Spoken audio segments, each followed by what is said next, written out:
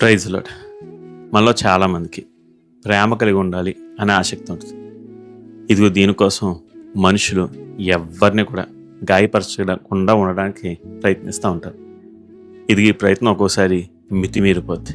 అది ఎంతగా అంటే మన సహోదరుడు తన చేతులారా తానే తన జీవితాన్ని నాశనం చేసుకుంటున్నా సరే మనం చూస్తూ ఊరుకుంటాం. మనం అనుకుంటాం దేవుడు ఎప్పుడు ప్రేమ కలిగి ఉండమని. దాన్ని బట్టి నా సహోదరుడు ఆ తప్పు చేస్తున్నప్పుడు అతన్ని తప్పు అని చెప్పి నేను ఎలా గాయపరుస్తాను? నేను అలా చేయలేను. దాన్ని బట్టి నేను ఇలాగే ఉంటాను. నా సహోదరుడు అలాగే ఉండని, ఏదో రోజు అతను మారతాలే అని మనం వదిలేస్తాం.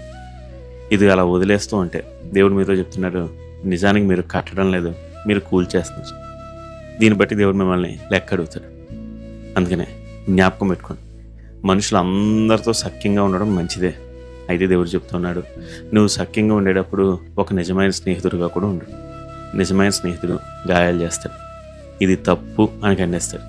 ఇదిగో తప్పు అని ఖండించినప్పుడు మీలో ఎవరైనా ఇదిగో నేను అన్న ఈ మాటను బట్టి నా సహోదరుడు గాయపరచబడ్డాడు, అతడు నాకు దూరం అయిపోయాడు, నేను ఇది తప్పుగా చేశానా అనుకుంటే దేవుడు చెప్తున్నాడు, లేదు లేదు, నువ్వు చేస్తుంది మంచిగా, నువ్వు గాయం చేసావు, పర్వాలేదు, ఆ గాయం మానిపోద్దు. అలాగే నీ స్నేహితుడు నీ సహోదరుడు నాశనం అవ్వకుండా తిరిగి బతుకుతాడు, నిలుస్తాడు. దాన్ని బట్టి నిన్ను బట్టి నేను సంతోషిస్తానని దేవుడు చెప్తున్నాడు. కాబట్టి ఈరోజు ఆలోచించండి, మీరు కట్టాలి అనుకున్నప్పుడు మీ దృష్టి దేవుని మీద ఉండాలి. అంతే తప్ప నీ సహోదరుని చూసి సహోదరుడా నువ్వు నాతో కలిసి ఉండాలనుకుంటున్నాను అని మాత్రం అనుకుంటే అతను దేవునికి దూరం అయిపోతూ ఉంటాడు. ఇదిగో నేను చెప్పిన మాటలు మీకు బాగా అర్థం కావాలంటే మీకు చిన్న ఎగ్జాంపుల్ ఇస్తాను. మనందరికీ ఆర్కెస్ట్రా తెలుసు కదా.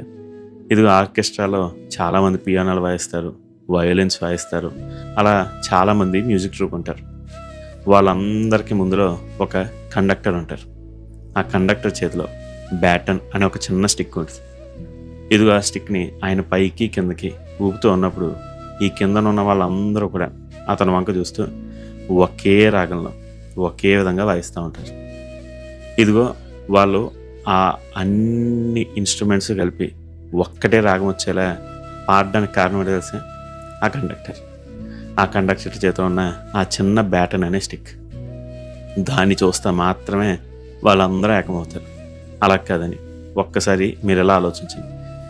ఎవరైనా ఒక వ్యక్తి ఇదిగో నా పక్కన ఉన్న సహోదరుడు కొద్దిగా తప్పు వాయిస్తున్నారు, అతను నా బ్యాటన్ చూసే బదులు నన్ను చూడమంటాను, నేను అతన్ని చూస్తాను, మేమిద్దరం కలిసి వాయిస్తాం అన్నప్పుడు మీరు ఎప్పుడు గుర్తుపెట్టుకోండి, ఆర్కెస్ట్రా చెడిపోద్ది. ఎందుకంటే వీళ్ళని చూసుకుని వాయిస్తూ ఉన్నారు. ఆ పక్కన ఉన్న సహోదరుడు ఇతను చూస్తూ వాయిస్తూ ఉంటే అతను రాగంలో శృతి తప్పిపోతాడు, అదేవిధంగా ఇతను శృతి తప్పిపోతాడు. టోటల్గా ఆర్కెస్ట్రా అంతా నాశనం అవుతుంది. దానికి కారణం ఏంటంటే వాళ్ళ దృష్టి మరలిచ్చారు కాబట్టి. వాళ్ళ దృష్టి ఎవరి మీద ఉండాలి? ఆ బ్యాటన్ మీద మాత్రం ఉండాలి. ఈరోజు మీరు కూడా సంఘం అంతా ఐక్యంగా ఉండాలనుకుంటున్నారా? ఇదిగో ఐక్యత కలిగి జీవించాలని, సహవాసంలో ఐక్యత ఉండాలని అనుకుంటున్నారా? అయితే మీ దృష్టి యేసు మీద పెట్టండి. మీ సహోదరుడి దృష్టి కూడా యేసు మీదకే మళ్ళించండి. అతని దృష్టి మళ్ళీ అటు ఇటు వెళ్తా ఉన్నాడా? అతనికి చెప్పండి, సహోదరుడా ఇది కాదు మార్గం, అదిగో అది యేసు మార్గం, అదిగో ఆ మార్గంలో ఉన్నాడు, అటువైపు ఉండు అని చెప్పి. బహుశా ఈ మాట అతను మొదట కొద్దిగా గాయపరచవచ్చు. అతను నాకు నువ్వు నచ్చలేదు అని చెప్పొచ్చు, నేను నిన్ను వెంబడించను అని చెప్పొచ్చు. పోనేవ్వండి, మిమ్మల్ని ఎవరు వెంబడించమన్నారు? యేసుని కదా వెంబడించాలి. అతను యేసుని వెంబడించడం అని మీరు యేసుని వెంబడించండి. ఆ తర్వాత ఐక్యత దానంతా అదే వస్తుంది, ఆరోగ్యం దానంతా అదే వస్తుంది, ఇదిగో అక్కడ ఉన్న సౌందర్యం దానంతా అదే వస్తుంది. అలా రావాలంటే మీరు చేయాల్సింది మీ దృష్టి యేసు మీద ఉంచడం, నీ సహోదరుడి దృష్టి కూడా యేసు మీద ఉంచేలా చేయండి. మరి ఈరోజు మీరెందుకు అలా ప్రయత్నించకూడదు?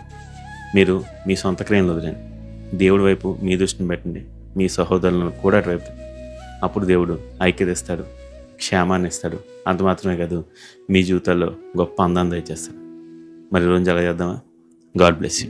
Have a blessed day.